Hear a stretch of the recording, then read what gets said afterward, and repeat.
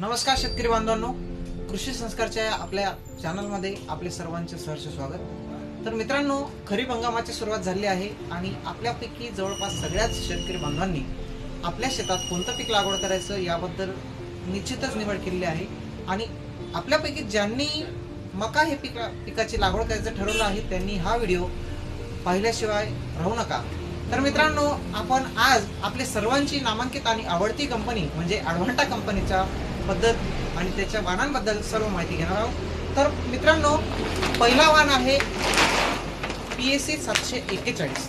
तर मित्रांनो, आपल्या शेतात जर बुरशीचा किंवा फंगल इन्फेक्शनचा प्रॉब्लेम येत असेल जमिनीतील, म्हणजेच जर समजा आपण मागील वर्षी मका लावला असेल, खरीप हंगामात असेल किंवा रब्बी हंगामात असेल आणि तो मका मर पडत असेल किंवा विल्टिंग येत असेल, तर त्या शेतकरी मित्रांनी हा वाण निश्चितच निवड करायला हवा।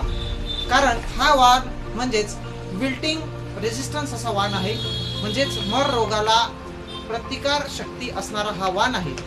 तसंच हा वाण तुम्ही हलकी, भारी, मध्यम तिन्ही प्रकारच्या जमिनीमध्ये तुम्ही लावू शकता। की हा वाण म्हणजेच अर्ली व्हरायटी आहे। अर्ली व्हरायटी म्हणजेच लवकर येणारा वाण आहे।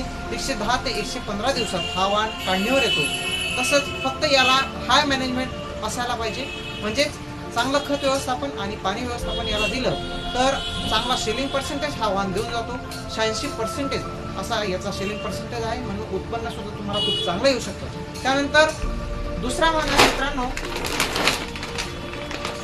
ADV 759। हा वाण सुद्धा अतिशय उत्कृष्ट असं उत्पन्न देणारा वाण आहे। फक्त काळजी एकच घ्यायची मित्रांनो, हा वाण हलक्या जमिनीत मुळीच लावू नका।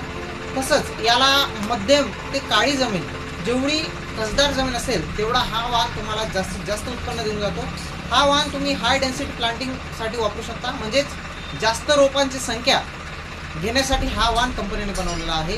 म्हणजेच 8 बाय 20 इंच असं अंतर सुद्धा तुम्ही घेऊ शकता। फक्त 8 बाय 20 इंचच्या पेक्षा कमी अंतर घेऊ नका। 8 बाय 20 इंच असं अंतर घेतल्यावर रोपांची संख्या जास्त येते आणि त्यामुळे तुमची उत्पादन क्षमता वाढण्याची शक्यता जास्त असते।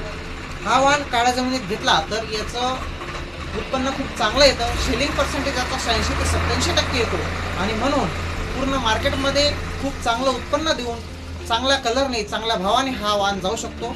त्यानंतर तिसरा वाण आहे मित्रांनो PAC 751 इलाइट। आपल्या महाराष्ट्रात खूप जास्त प्रचलित असणारा हा वाण आहे। आपल्या सर्वांचा आवडता असा वाण आहे। हा वाण हलकी, भारी आणि मध्यम तिन्ही प्रकारच्या जमिनीमध्ये चांगला चालतो। तसंच हा वाण 115 ते 120 दिवसात येणारा वाण आहे। याचा रंग आकर्षक असा येतो आणि कॅप्सूल दाणा येतो। म्हणजेच अडव्हांटा कंपनीच्या सर्वच वाणांचा दाणा हा कॅप्सूल असतो, आकर्षक रंग असतो। आणि अशाच प्रकारच्या माहितीसाठी आमच्या या चॅनलला फॉलो नक्की करा। तसंच जर तुम्ही मागील वर्षी मका हा पीक लावलेला असेल तर तुम्हाला कोणता वाण चांगला वाटला, कोणत्या प्रकारच्या जमिनीत तुम्हाला कोणता वाण कसं उत्पन्न देऊन गेला ही कमेंट करून नक्की सांगा। आणि आपल्या शेतकरी मित्रांना, आपल्या नातेवाईकांना हा व्हिडिओ शेअर केल्याशिवाय राहू नका। धन्यवाद।